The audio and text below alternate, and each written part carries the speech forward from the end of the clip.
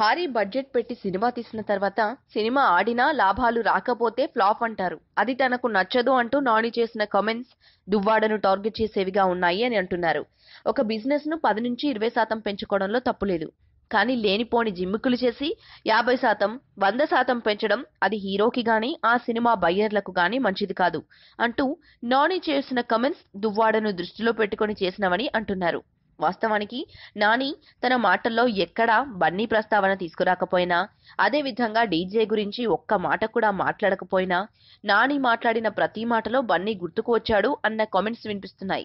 ఇదే సందర్భంలో మరో ఆసక్తికర కామెంట్ చేశాడు నాని. సినిమాకు మనం ఎదగాలి, ఒక్కో మెట్టు ఎక్కాలి, ఒకేసారి అన్నెక్కేస్తాం అంటే కింద పడిపోతామన్నాడు. దీనితో నాని మాటలు ఎవరిని టార్గెట్ చేసేవిగా ఉన్నాయి అన్న కామెంట్స్ వినిపిస్తున్నాయి.